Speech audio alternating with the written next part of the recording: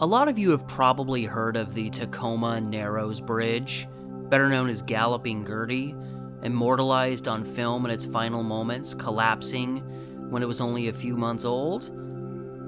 Well, this bridge right here was not remotely that bad. I just wanted to use Galloping Gertie to get your attention. No, this here is the Sellwood Bridge in Portland, Oregon. And the thrill, if you can even call it that, of crossing this span, especially in its later years, was not for the faint of heart.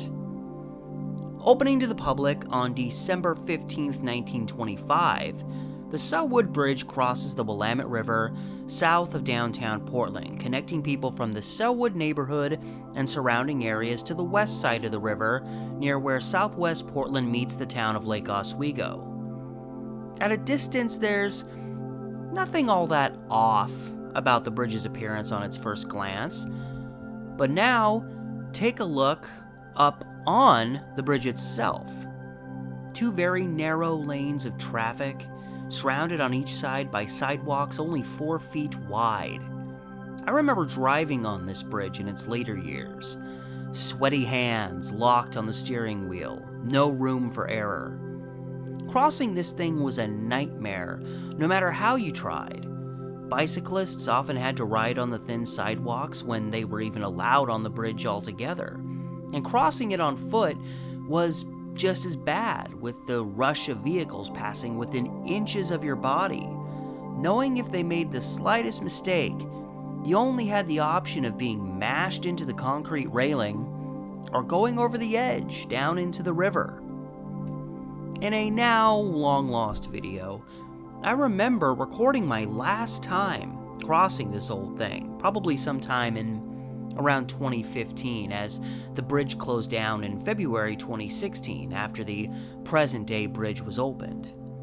I still remember, even when no cars were passing by, the bridge jittering and vibrating with each step I took on it. Near its end, this bridge really scared people, even as they continued to use it.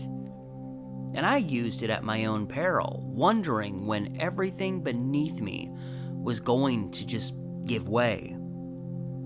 And the interesting thing is that this wasn't only a later years 21st century thing. Some say, even upon this bridge's completion, that it was already obsolete. And obsolete is a word that would continue to dog this bridge throughout its 90-year existence. It was a death trap. This is the story of Portland's old Sellwood Bridge.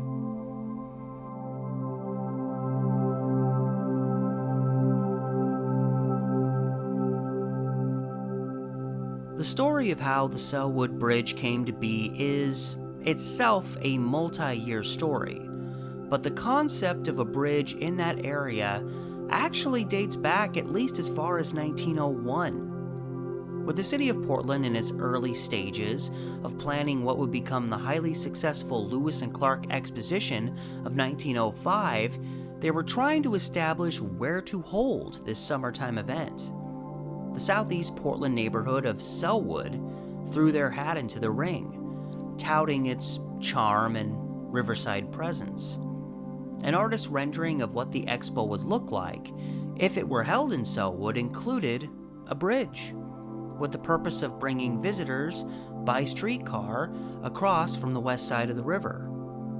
The bridge's placement in this drawing is very close to where the Sellwood Bridge would ultimately be. The site would lose out to the Guilds Lake area to the northwest end of town, but the success of the expo and the massive influx of people that moved to Portland after it would create the very circumstances that made things like the Sellwood Bridge a necessity many years later. The town of Sellwood was incorporated in the late 1880s, after much of the land there was purchased in 1882 in a joint venture between real estate man T.A. Woods and local newspaper magnate Henry Piddock, who bought the land from a Reverend John Sellwood.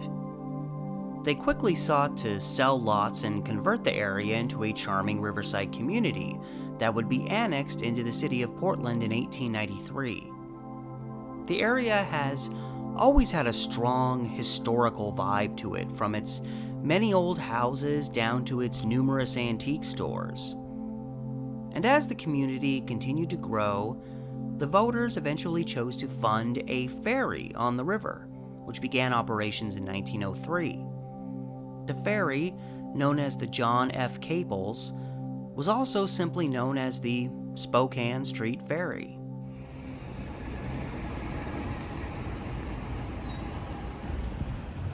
This is a sign for Oaks Park, directing you to the north of here. It's where everybody's going, because it's a Saturday that I'm out here, but I'm not going there. Well, I might go there, actually, if I want to get a better view of the Sellwood Bridge, but this is Spokane Street, which prior to the bridge, which starts literally right there and starts crossing the river, this is where people would go down to catch the ferry, which started operation around the turn of the century and ceased operations once there was a bridge to get across the river. So one of the primary reasons for the ferry down here was to move people's cars from one side of the river to the other. There were, bridges crossing the river, but they were quite a ways north of here, up that way towards downtown. But even today, you can still get pretty close to the river and see the very route right across that the old ferry would have taken once upon a time. Probably a pretty good view of the bridge, too. The foot of Spokane Street, and path they built through here runs off that way. And nothing saying I can't step through here, so. Current bridge, ferry. It's interesting, there's still like a landing here. I wonder if people really use this that often. Even though it's obviously a landing into the water and there's no way to actually get your vehicle down here. I mean, I still doubt that this is actually left over from the ferry. I mean, this would be like almost 100 years old.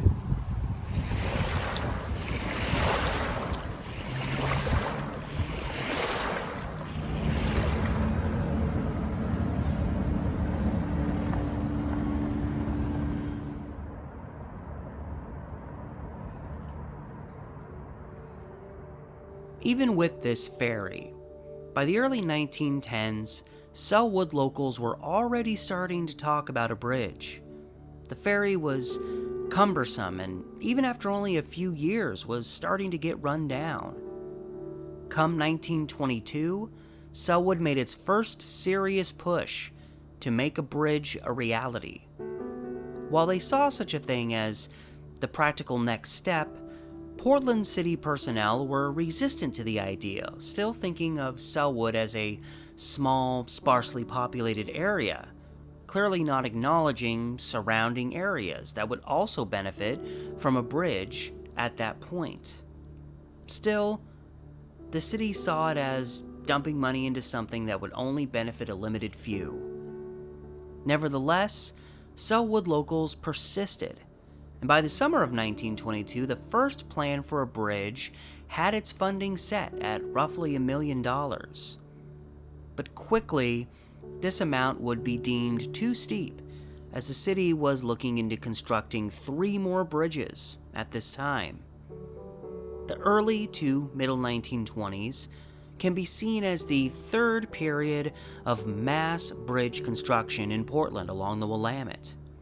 The first period started with the first bridge, the original Morrison, built in 1887. This was followed in 1888 by the construction of the original steel bridge, carrying people to the neighboring town of Albina. Then, 1891 saw the opening of the first of two Madison Street bridges. And finally, the original Burnside Bridge was built in 1894.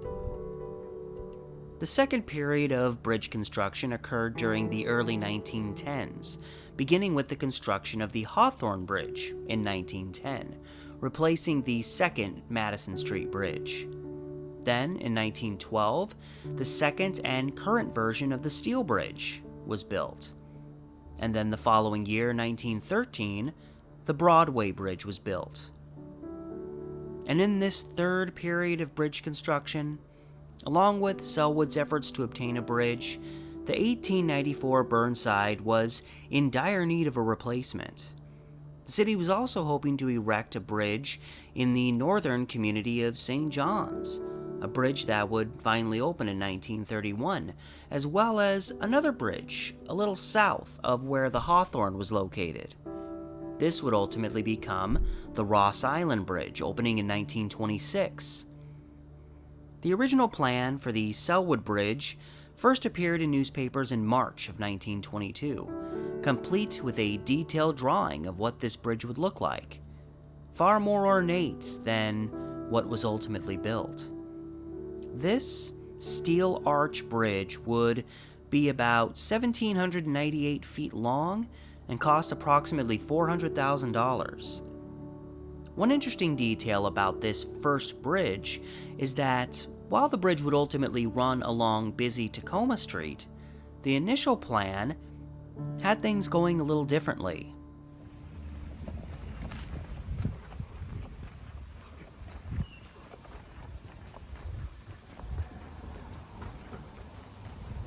It's wild to think one of the busiest bridges in the state of Oregon, not just the Portland area, could have gone straight down this little residential street. There's a lot of cars here. They're either parked to go up to Sellwood Park just to my right, or the big one, Oaks Park. But Nehalem ends right up here. This crossing street it's actually Grand Avenue, which is a road of greater prominence in the city if you go a little further north. But here is just a little side street.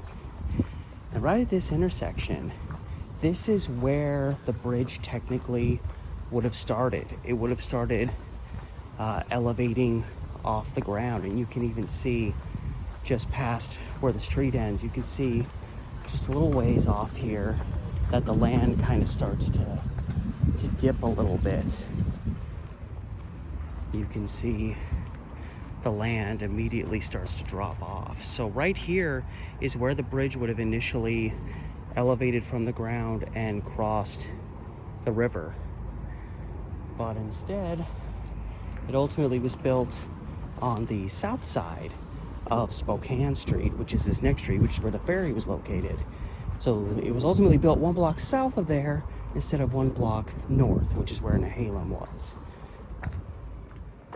After this March 1922 article, it appears the idea of using Nehalem Street for the bridge crossing was abandoned. Even at this time, it was mentioned that some locals wanted it to cross at Tacoma, but this would have added length to the bridge as well as an additional $100,000 in costs, and at this time, the city was already trying to keep this bridge project as affordable as possible. Regardless, as time passed, the idea of this Sellwood crossing was gaining more and more support. It would cross the Willamette River at a point where its width was considerably shorter than most other stretches of the river. There was also hope that it would alleviate traffic from the next closest bridge at that time, the Hawthorne. It was also noted that the bridge could be constructed at a higher elevation than those in downtown, making a draw to lift for passing ships unnecessary. And while bond money would have been necessary to pay for the bridge's construction, it was figured the roughly $20,000 to $25,000 a year spent to operate the ferry could be diverted to cover the costs of paying that bond off. To no surprise then, when the bridge finally did open, the ferry was discontinued. The ballot for the November 1922 elections was starting to look a little cramped, with possibly as many as 4 bridges showing up on it, which together would cost in excess of $7 million to build. The city was also looking forward to having a World Fair-style event in 1925 that they needed to invest at least a couple $1,000,000 into itself. Money was getting tighter, and the voters were getting more and more tense. Come October, it was reported that, while the Burnside rebuild and the new Ross Island Bridge would be on the November ballot, the Sellwood Bridge wouldn't. The one silver lining in all of this was that, after both the Burnside and Ross Island projects were passed by wide margins, it was thought much of the materials from the old Burnside Bridge could be used in eventually building the Sellwood Bridge, which would have brought down costs considerably. Despite an unsuccessful 1922, the fight for a bridge in the Sellwood area went on.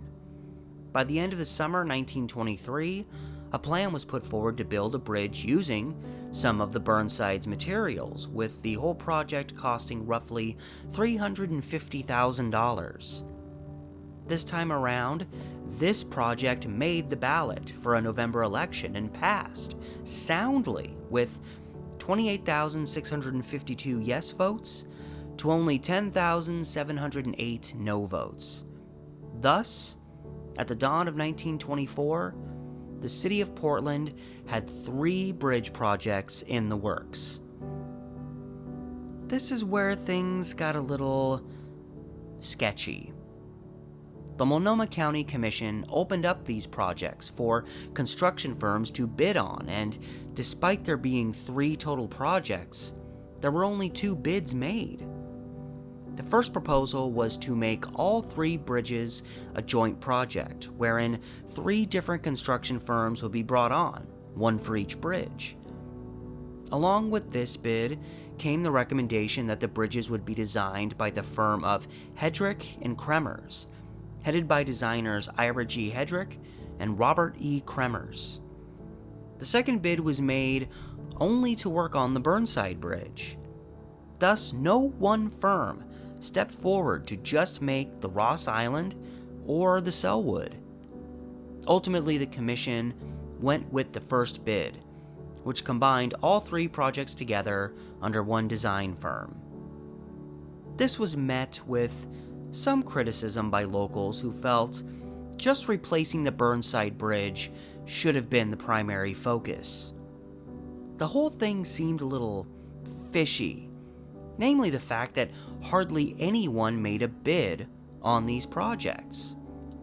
There turned out to be a very specific reason for this, namely that the commissioners only opened up for bids over a very short period of time, less than 24 hours, and on April Fool's Day, for what that's worth. It appeared once the Hedrick and Kremers option came, they were already prepared to accept, despite another bidder sneaking in and offering to do the Burnside Bridge at a cheaper cost. It also turned out that 2 of the commissioners, Charles Rudine and Dow V. Walker, had purchased options on property at the west end of where the Sellwood Bridge would end up being, but they did this days before the plans for the bridges had even been presented. It's almost as though they knew in advance what was going to happen. The blowback of suspicion from this climbed all the way up to Oregon Governor Oswald West's office. These frustrations were so strong that it was only a matter of time before the matter was looked into. This would unearth reports that these 2 commissioners, Rudine and Walker, had been offered and accepted bribes from Robert Kremers himself in order to be guaranteed this project. These 2 commissioners, as well as a 3rd commissioner, John H. Rankin, and multiple bridge engineers were indicted on this matter, leading to a special election held on May 16, 1924, in which the 3 commissioners were all recalled. In the end, this would prove beneficial to the Portland area for reasons outside of merely taking bribes. The 1920s were a time of prominent power for the Ku Klux Klan, which had thrown their support behind these three commissioners that were recalled.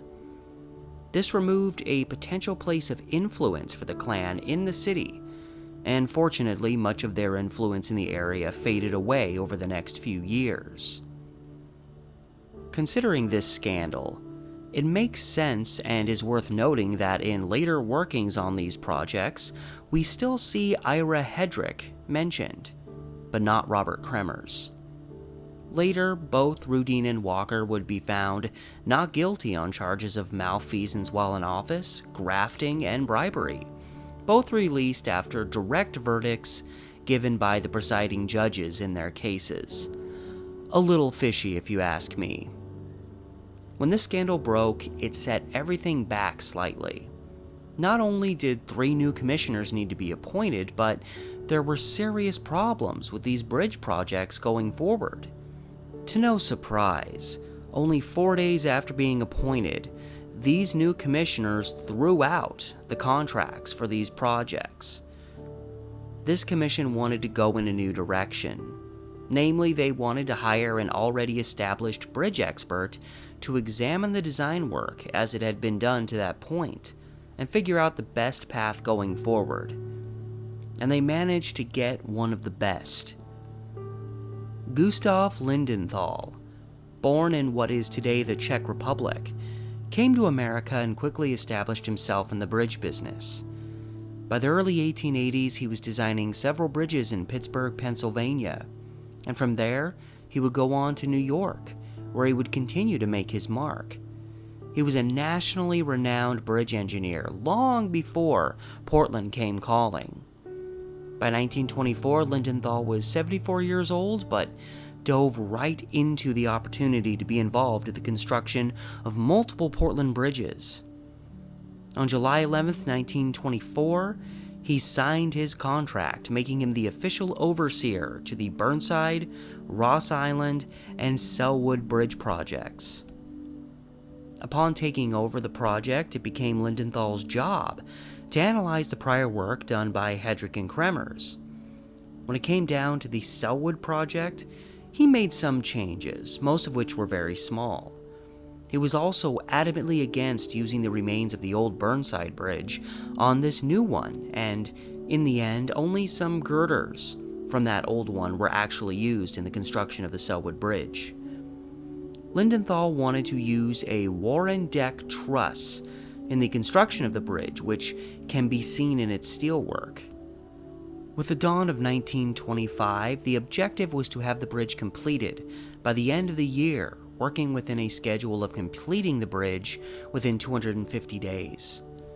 Several construction firms made bids for the project, with the firm of Gilpin Construction being selected. The budget for the whole thing? $445,570.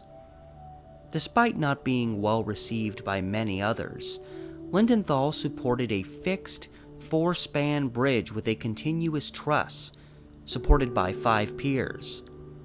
He chose the continuous truss as it was often a more affordable, economic choice, had a nice aesthetic appearance, and such a truss could sustain more damage without fear of collapse. The steel used for this truss was manufactured by the Judson Manufacturing Company out of Emeryville, California. This new bridge would be completed just in time, opening just over 2 weeks before the end of the year. This opening occurred at 2:30 p.m., December 15th, with a little fanfare, and reportedly the first car to drive across the new span was driven by J.E. Ranke, the vice president of the Oregon Door Company. When all was said and done, the cost of the bridge was over $541,000, nearly $100,000 more than was budgeted. Some of this extra funding may have gone towards purchasing land on the west side of the river, land that belonged to the Riverview Cemetery right up the hill. This led to the entrance to the cemetery needing to be altered, but also, as a requirement of the land purchase, led to the creation of Powers Marine Park just below the west side approach to the bridge. I'm not certain, but some of this land may have been that which the county commissioners purchased before even knowing the plans for where the bridge would come out at. This land was noted to be on the west end of the bridge. Even upon its completion, the attitude was still clear that the Sellwood Bridge was intended to just be a local connector bridge of less significance than the new Burnside and Ross Island bridges that opened in 1926.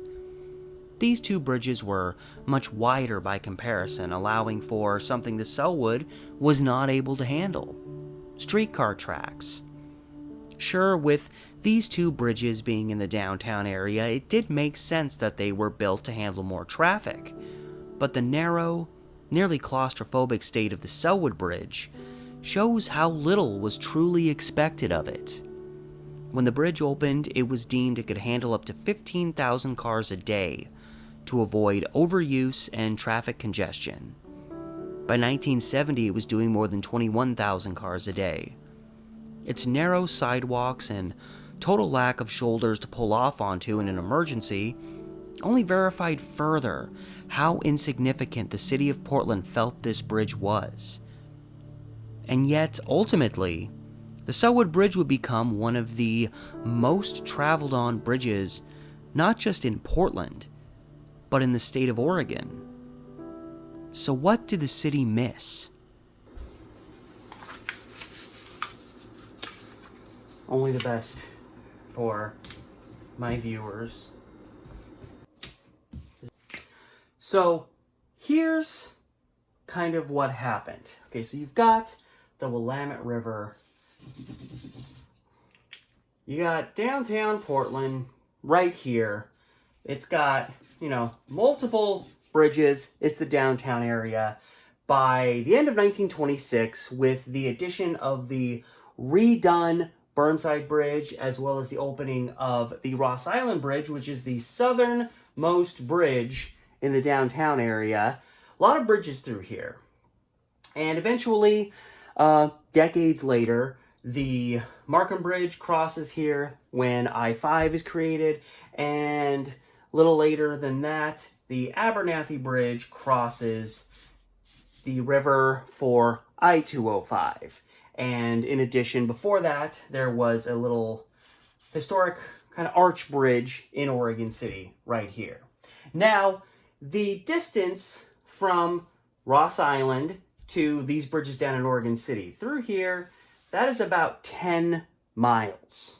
And how many bridges were running across the Willamette over that 10-mile stretch? Only one. The Sellwood Bridge. So these people thought this was going to be a tiny little connector bridge, probably in part because most of the people that were clamoring for the bridge were people living in little Sellwood area right here.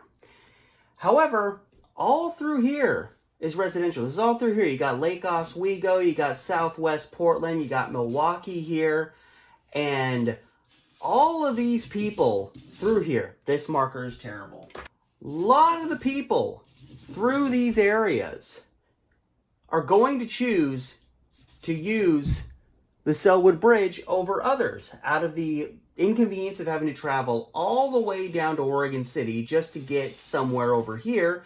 And nobody wants to deal with the crowded bridges of downtown, much less dealing with the traffic going through downtown just to get somewhere down here.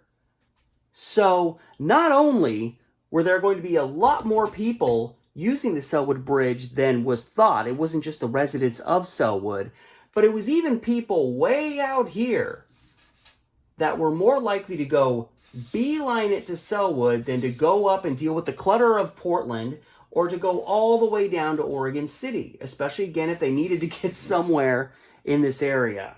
So hopefully that all makes sense to you. Jesus, I almost hit myself in the face. This is how you end up with a bridge that is substantially more crowded than the people that were in power and behind building it thought it was going to be way back in the mid-1920s. It should be no surprise then that by the start of the 2000s, more than 30,000 cars a day were crossing this scrawny bridge. And if this imagery has yet to make it clear how thin this bridge was, here's an overhead view of the old bridge next to the new one as it was being constructed. The present-day Sellwood Bridge is not exactly the widest bridge in the world, and yet the old one lined up beside it looks like a toothpick by comparison. And, while on the subject, the bridge would later dwindle down from 2 sidewalks to just one on the north side in its later years, meaning foot and sometimes bicycle traffic going east and west both had to cross and pass each other along this same minuscule stretch of concrete. In later years, the conclusion reached by many was that this bridge was inadequate and obsolete from the very beginning. It should be no surprise then that the struggles the bridge faced in its final years were only one part of the drama. As early as 1931, an inspection of the bridge already revealed it had sustained joint damage and that one of its piers had shifted a few inches. This would not be the last time that movement would affect this bridge. It's remarkable that, considering how narrow the bridge was, that car accidents, while they happened, were not substantially more common. From the information I found, the most common place for an accident to occur was on the west side approach of the bridge, which, even by the time I was driving in the 2000s, I recall was just a complete cluster. You know what I mean. But it wasn't just on the bridge where accidents tended to occur. Something new I learned about while researching this project is that it used to be fairly common for boats to just explode on the water in the bridge's vicinity. In one instance, a 20-foot-long cruiser exploded while under the bridge in 1963. One of the 3 on board who had to leap to safety was Walter Nutting, the owner of the River Queen, a former steam-powered ferry converted into a floating restaurant that was kept docked along the east shore of the river at the base of the bridge. It had just begun its more than 30-year run as a restaurant when, only feet away, its owner had to leap to safety from a boat explosion. And while on the subject of off the bridge and explosion concepts, on the night of June 27, 1948, a furniture company warehouse located beneath the bridge was gutted by a fire. It was ultimately determined that the fire was caused by a pedestrian on the bridge, throwing the last of a lit cigarette over the railing and down onto the warehouse. There were a lot of little interesting, sometimes dark stories connected with this bridge in its earlier decades. Something that has always been an issue in the river below it has been its level of dirtiness. Back in the 1800s, the Willamette River was more or less a sewer to the city. By the late 1920s, the first real efforts were made to draw attention to the nasty mess that this river had been. Tests on the river often revealed low oxygen levels, the worst of which were often in the vicinity of the Sellwood Bridge.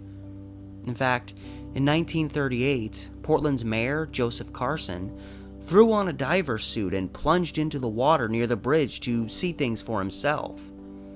When he finally returned to the surface, with newspapermen around him, he was quoted to say, "I could say a lot of things about the mess down there, but you fellows wouldn't print 'em."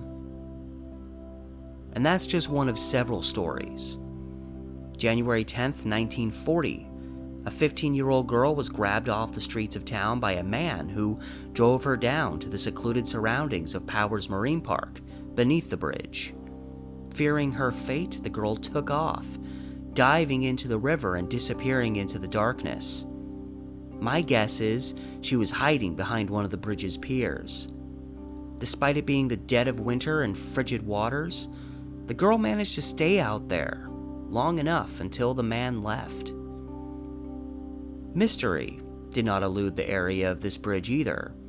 Only a few months after this teenage girl's escape, in September, a mysterious blast was heard on the southern end of town that many locals felt originated from the vicinity of the Sellwood Bridge.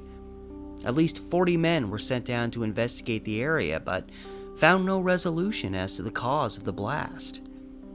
A decade later, 1950, and a possible UFO sighting. Why not? On March 29th, a few women noticed what they described as yellow, flickering balls floating in the night sky near the hills close to the bridge. Another story with no resolution. And because I can never let the chance to reference Kelly Butte pass by, it was the norm that, to save space, certain old city records would be destroyed. Well, in 1962, those records to be destroyed were carried up onto Kelly Butte, where they were torched, reportedly in a bonfire. Included among these records was the documentation for the bonds used for the construction of the Sellwood Bridge. The 1950s also saw the Portland area deeply engaged in the work of civil defense. This work included periodic tests over the course of the decade, simulating evacuations after an attack from the enemy. On April 17, 1959, one of these tests was conducted, simulating an attack at 11:26 a.m., wherein a, quote, bomb was dropped, with the Sellwood Bridge being the intended target. And, to go out on a slightly less dark note, on early Christmas morning 1991, a Robin and Steve Spear were awaiting the birth of their daughter in a couple of days when she decided she wanted to be a Christmas baby. The couple ended up having to rush from the west side of town towards the east side to their birth center in neighboring Milwaukee, but by the time they reached the east end of the bridge, they had to stop, and that's where the birth happened. No matter the focus subject matter, the deep histories of places such as the Sellwood Bridge, among many, many others, are always enhanced, I feel, by these little stories that tend to happen. But that still brings us back to the crux of the story: instability. As the number of cars crossing the Sellwood Bridge continued to grow year after year, nobody really worried too much about its future. Nor did they realize the drama that was to arise by the dawn of the 1960s. What Gustav Lindenthal and the creators of the bridge didn't realize was that the land they built the west approach of the bridge on had been created by a landslide dating back to the Missoula floods from thousands of years earlier. Because of this, the land beneath the west approach was slowly moving, taking years for its effects to begin showing. By 1961, damage to the bridge's columns, as well as some twisting to the metal, were discovered. To alleviate what was increasing pressure on the bridge's overall structure, a portion of the west approach was removed. But this wasn't going to stop the land from continuing to move over the coming years. While the story has been maintained that this ancient landslide was the exclusive cause of this damage to the bridge, when the structure was examined again in 1985, an engineering group drew the conclusion that the greater cause of this damage to the bridge was due to the weight of the fill used to support it during its construction back in 1925. In the information on the bridge's construction, it was noted Gustav Lindenthal used solid basalt rock, which was placed over the already existing land. This allowed for seepage and groundwater to run between the two, and allowing for movement of the fill rock. Many years after this, knowing this issue had to be addressed in the construction of a new bridge, a concept called slope stabilization was incorporated into the creation of its west end. In a newspaper article, geology professor Scott Burns described what was done as, quote, basically nailing the entire hillside into the slope, while using those same mechanisms to buttress the new bridge, unquote. But back in the early 60s, this was all very far away, and the bridge was still facing another 50 or so years of being compressed by this unstable west end. While it was only whisperings in terms of what was to come, at least some at this point had to get the feeling that this bridge might need to be replaced before too long. And then, a possible opportunity. Back in the 1940s, the city of Portland hired Robert Moses, a man known for his effects on traffic and expressways in New York City, to come up with a plan for their city. His idea included the creation of several freeways, cutting through town, one going through just about every neighborhood. While Interstates 5, 84, 205, and 405 would become realities, several others wouldn't. This included the partially constructed Mount Hood Freeway. But one could understand why the idea of having several freeways added to a city would draw opposition from that city's residents. The Mount Hood Freeway project alone drew considerable backlash, and by 1974 the project was abandoned. But back in the mid-60s, when more freeways were contemplated, one of these would branch off from I-5 on the west side, run parallel to Terwilliger Boulevard, and cross over to Sellwood, where it would be referred to as the Sellwood Parkway, before reaching Old Highway 99 East, where it would then become the Johnson Creek Freeway, running further east where it would connect with I-205, where it crosses over Flavelle Street today. During this early planning, it was understood this new stretch would cross the Willamette right where the Sellwood Bridge was located. In preparing for this adjustment, the Portland Planning Commission had a study conducted, wherein 3 possibilities were suggested: demolishing the current bridge and building a new 4-lane wide one, demolishing and building a new bridge with the express purpose of serving as a part of this new freeway, and finally, building a second 2-lane bridge directly beside the current bridge, but a block south running down Spokane Street. In the end, this 2-bridge proposal was the one recommended. Even by 1968, the county's commissioners agreed to acquire $27 million to erect this freeway, with around $3 million to be directed towards this second bridge. But it never happened. Come the 1970s, this scrawny solo bridge remained there by itself. And the problems persisted. In 1979, during the construction of a bike path near the east end of the bridge, a slide occurred near one of its piers, undermining its foundation. An investigation into the matter followed, which revealed years worth of previously unknown about erosion. And even by the re-examination of the West End in 1985, despite establishing a stronger understanding as to what was going on, a weight restriction was set in place for the bridge, mainly affecting large trucks carrying heavy loads.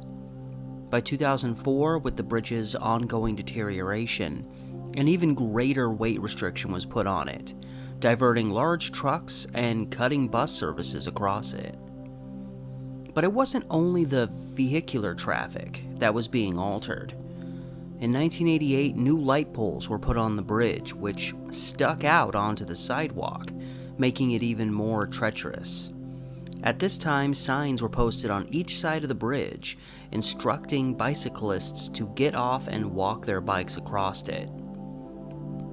In 1994, the same engineers that examined it back in 1985 conducted another examination wherein they found problems with the bridge's truss.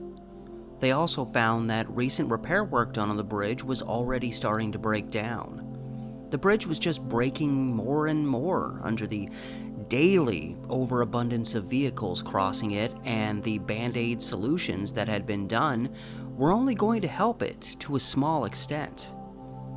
This was followed later by a seismic evaluation, which was being done on all of Portland's bridges. But in Sellwood's case, the evaluation revealed several sites of vulnerability, any one of which could have led to a collapse in the case of a strong enough earthquake. The cost to retrofit the bridge to handle such events would cost the city nearly $5 million. This hefty bill was still much cheaper than replacing the tired structure, and even by the start of the new millennium, the objective of the city was to try and rehabilitate it. There was no hiding the problem, however. By this point, even the average aloof citizen could tell there was something not quite right whenever they crossed the Sellwood Bridge. And yet it would be years down the road into 2006 before a serious and coordinated effort was started to take care of this lingering problem, before tragedy struck. One county commissioner, Maria Rojo de Steffi, called flat out for the bridge to be closed on the simple grounds that no one could provide a 100% guarantee that it wouldn't collapse. When she was called out for possibly having ulterior motives, her response was simply to say no. She was just scared to death to drive on it. Welcome to the club. August 1st, 2007. The Mississippi River Bridge in Minneapolis, Minnesota, collapsed into the river, killing 13 and injuring nearly 150 more. When previously examined, this bridge was given a sufficiency rating of 50 out of 100, and it still collapsed, in this case due to a fault in its construction. A few years later, the Sellwood Bridge would be given the same examination, and given a sufficiency rating of 2 out of 100. Now, I'm speaking from memory, but I remember this collapse in Minnesota being the event that really sparked fear about the Sellwood Bridge more than anything else. The possibility of collapse had become a substantially more believable thing. If it could happen there, it certainly could happen here. Greater pressure was on from a public then that was actively afraid of that which they continuously subjected themselves to.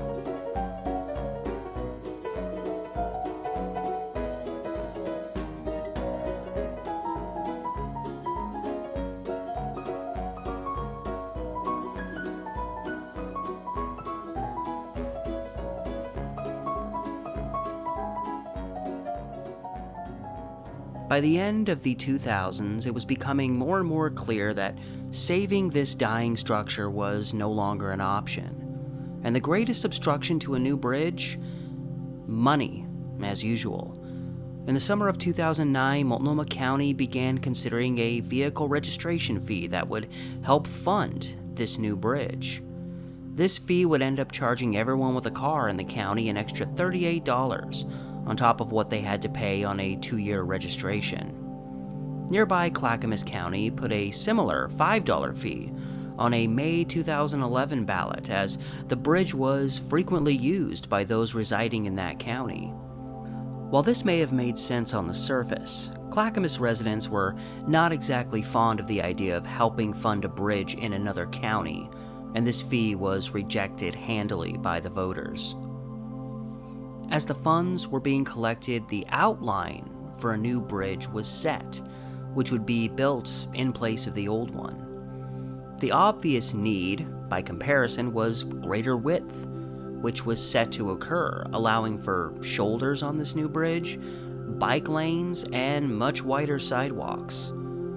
By the start of 2011, the county's Board of Commissioners agreed on a steel deck arched bridge that would be designed by San Francisco-based firm T.Y. Lin International. The bridge construction itself would be done by a joint effort between Sladen Construction of State and Oregon and Sunt Construction of Tempe, Arizona. Construction finally began in 2012 on a project that would take nearly 4 years to complete.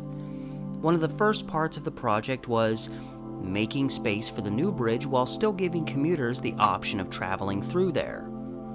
To make this work, some temporary piers were erected just south of the old bridge, and the continuous truss of the old bridge was relocated there, allowing it to still exist, running parallel to the new bridge construction. And finally, the end. The old bridge closed down on February 25, 2016, with the new bridge opening for traffic 4 days later. Upon demolition, much of the old bridge's materials were recycled, with the old steel being removed on a barge to a scrapyard, and the concrete reduced to rubble to be used as fill for roads or foundations of new buildings. And that was it. I recall forgetting about the whole thing, and while on a kayaking trip in the summer of 2017, seeing a bridge across the river and, at least for a moment, wondering what it was and where it came from before realizing where I was, and that I was looking at the new Sellwood Bridge.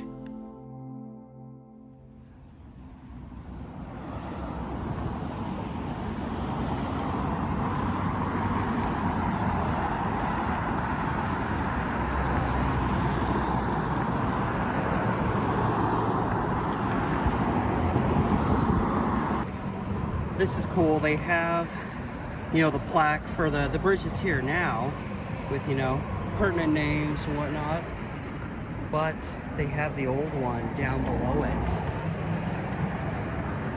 Notes, Sellwood Bridge, Gustav Lindenthal, Engineer-in-Chief, Hans H. Rode, Resident Engineer, which is interesting. I feel like he probably didn't get the respect he deserved because his name didn't pop up in a lot of documentation news articles. And then you've got the 3 county commissioners that replaced the ones that were recalled. And Stanley Myers, district attorney, built by the Gilpin Construction Company, dedicated December 15th, 1925.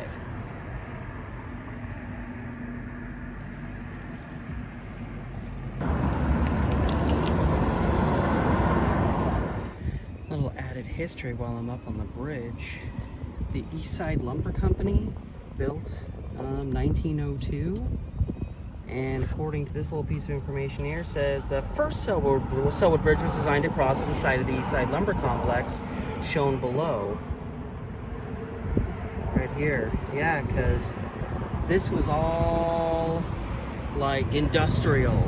You can see it in the background of early Sellwood Bridge pictures.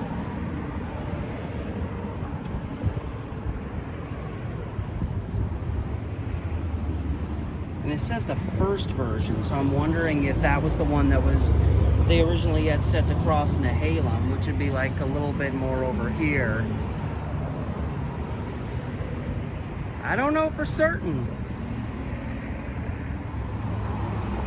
I just love that they have these up here, spanning the decades. Yeah, you got some of the stuff I'm talking about. 1922, that was the year they first started pushing for this bridge, but it didn't happen until 25. First Willamette Bridge designed almost exclusively for cars, which that was a very distinct thing because streetcars were still a big thing, and all the bridges up in downtown, they had, streetcar capabilities, I guess you could say, but the original Sellwood Bridge here was barely wide enough for the cars going each way and the pedestrians on the sidewalk. So yeah, it was not built with the plans to ever put streetcar tracks up here.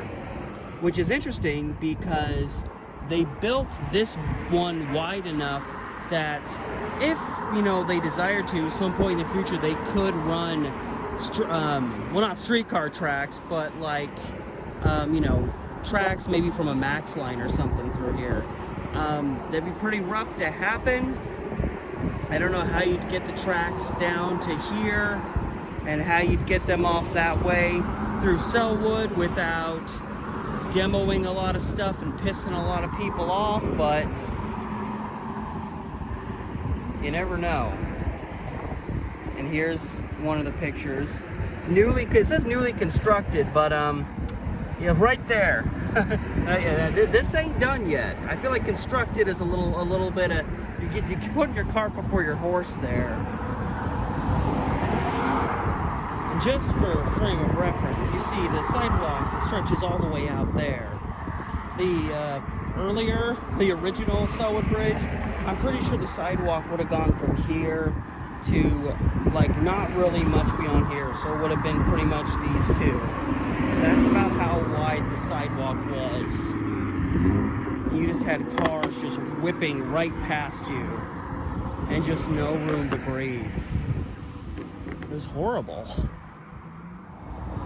Just to show how busy things are still to this day with a new bridge is they've now split macadam, so you can see part of it just goes down and under the intersection up here. So anybody that doesn't want to be stuck here, pretty much anybody that doesn't need to cross the Sellwood Bridge doesn't really have a reason to even be up at this intersection, and yet you can still see traffic backed up. Just now it was backed up like all the way down this wall.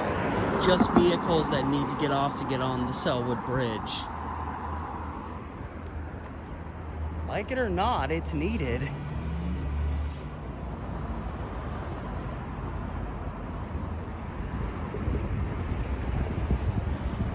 So Riverview Funeral Home, and then the cemeteries up there in the trees. I went there a while back for a video I did. It's a beautiful place. You can understand why so many famous Portlanders are buried up there. But this place also gave up some of their land, and actually they said something about a cobblestone entrance or something that they had to move and redo, so I'm wondering if that's what that is over there. I have no idea. But they gave up some land for the original west side approach to the bridge, which would have been in this area right in front of us. So, does it say anything?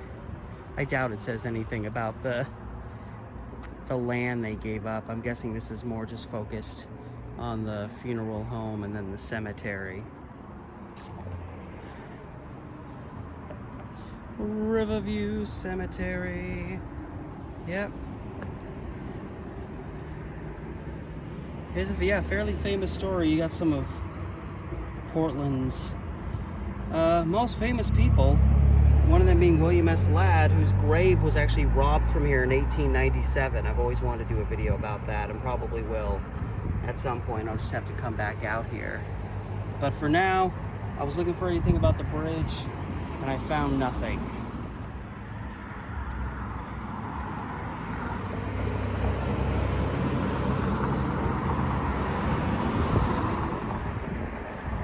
More history, south side of the bridge.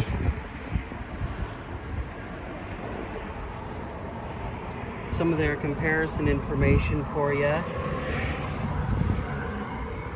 So this one weighs, the current bridge weighs 4 times as much. And width is twice as much. That's 64 feet at the narrowest point. That's not even like everywhere. It is only 2 lanes. Well, I mean, it's technically 3 that kind of... it's like 4 that becomes 2, 3 that becomes 2. It's bike lanes now, which, I mean, there was no chance in hell. And allows for future streetcars, no streetcars. Yeah. These sidewalks, 12 feet wide. The old sidewalks, 4 feet wide. And on top of that, and I know there's actually varying total amounts in terms of what it cost. But yeah, that means that this bridge costs like more than 500 times what it cost to build the original one. Inflation, man. But you can really see, based on this information, just more than anything else, how absurdly thin the original Sellwood Bridge was.